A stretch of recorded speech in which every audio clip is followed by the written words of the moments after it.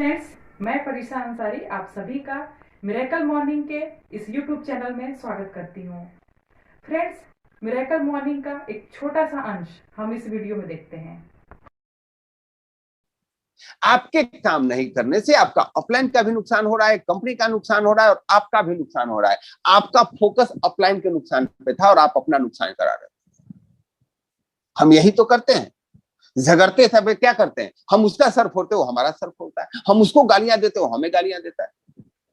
हम दूसरे को नुकसान करने के चक्कर में अपना नुकसान कर लेते हैं। दुनिया के सबसे मूर्ख लोग यही करते हैं और हम भी यही करते हैं। आपने बिजनेस इसलिए नहीं किया कि आपको अपलाइन को नुकसान हो रहा है। मैं तो कहता हूं कि आप इस चीज से अपने आप को प्राथमिकता देना शुरू कीजिए। उसके अलग अलग तरीके हैं और एक चीज हमेशा रखिए कि आप अगर जब ही दूसरे पे डिपेंडेंट हो जाते हैं, लोग आपको अपना फॉलोअर बना रहे हैं, चाहे वो पॉजिटिव में बनाए या निगेटिव में बनाए।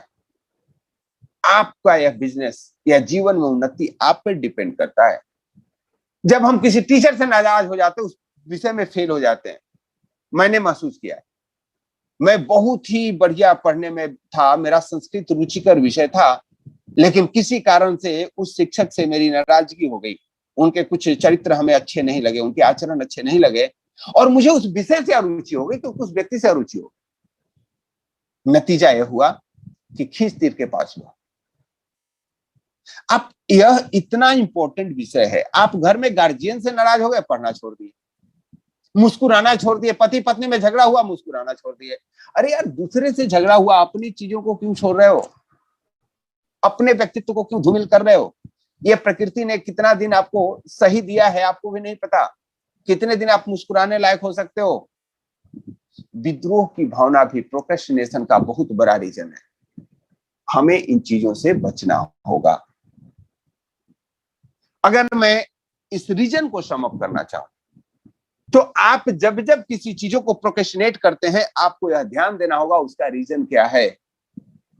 एक अगर एग्जांपल लिया जाए तो ट्रेनिंग प्रोग्राम, अभी जो वेलनेस एडवाइजर का ट्रेनिंग प्रोग्राम होने वाला है, आप ने सीट नहीं बुक किया है, जस्ट सोच करके देखिए इसका रीजन क्या है। पैसे का नहीं होना रीजन है, या अपने विजन का क्लियर नहीं होना रीजन है? पैसे नहीं है, जुगाड़ किए जा सकते हैं क्या? यस। लेकिन विजन का क्लियरिटी नहीं है, किया जा सकता है क्या? You can ask your upline, you can ask your active diamonds. अगर वो भी क्लियर नहीं करता है, यू कैन आस्क मी। चीजों को क्लियर कर लीजिए, नहीं तो चीजें टल जाएगी। लोग पूछते हैं सर अगले महीने भी कोर्स होगा क्या? तो मैं समझ जाता हूँ भाई, आप तेरे लिए तो जीवन में कभी कोर्स नहीं होगा।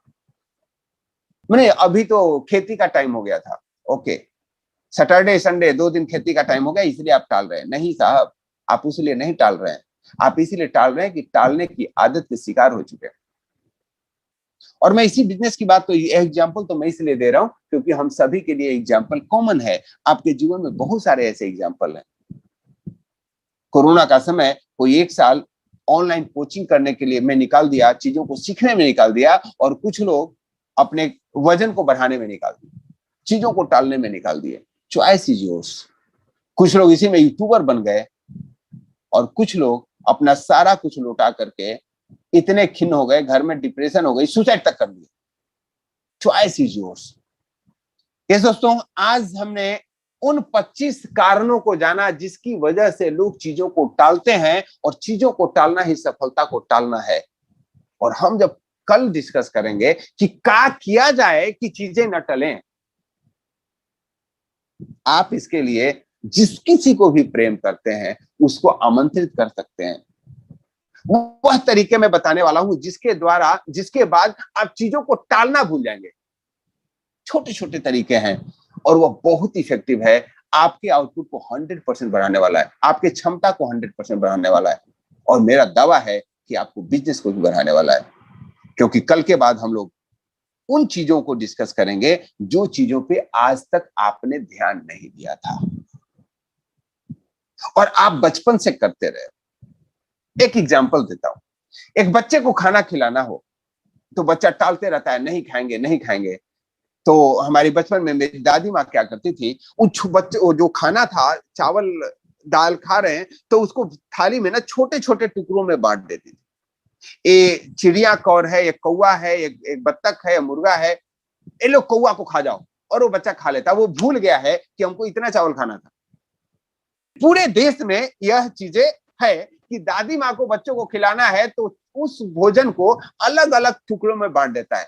एक कौवा है, चिड़िया है, घोड़ा है, इसको खा लो, और लास्ट में क्या कहते हैं, देख मैं तू मुझे से प्यार करती है ना दादी से, तो ये तो खा ही लो। और बच्चे खा लेते थे, फिर उनको बोलते हैं शाबाश। क्या हम यही कार्य अपने काम में कर सकते हैं? काम है बिजनेस को डेवलप करना, एक बहुत बड़ा काम है, लेकिन बिजनेस का पार्ट क्या है? तो हमने सिर्फ बोला कि आज हमें 5 लोगों से कनेक्ट होना है, ये मेरा होमवर्क है, सिर्फ 5 लोगों को कॉल करना है। अब आपके माइंडसेट में क्या, सिर्फ 5 लोगों को, ये तो 5 मिनट का काम है यार, इसको तो आप निपटा ही देते हैं। आपने डिवाइड कर दिया, क्या आज करने के लिए? नो, आपने उसको डिवाइड कर दिया कि सुबह 10 बजे ऑफिस से निकलने के पहले इन 5 लोगों को मैसेज करके टाइम ले लूंगा, कब बात कर सकते हैं। यानी सुबह के पहले 10 बजे के पहले आपने 5 से अपॉइंटमेंट लेने का काम कर दिया मैसेज पे। अब आपकी प्रतिबद्धता बढ़ गई कि 5 लोगों को तो कॉल करने में टाइम लिया हुआ है, और आप पाएंगे कि शाम होते होते 5 को कॉल कर लिए।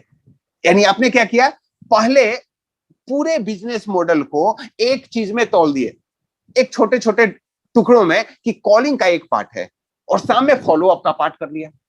5 में कॉलिंग मतलब पहले टेकिंग अपॉइंटमेंट, तो मैसेज से अपॉइंटमेंट ले लिए, और जब आपने एक बार अपॉइंटमेंट ले लिया तो वह आपकी प्रतिबद्धता, जो आपकी इंटीग्रिटी है, वह आपको बाध्य कर देगी करने के लिए। कैसा लगा आपको ये वीडियो? कमेंट बॉक्स में जरूर बताएं।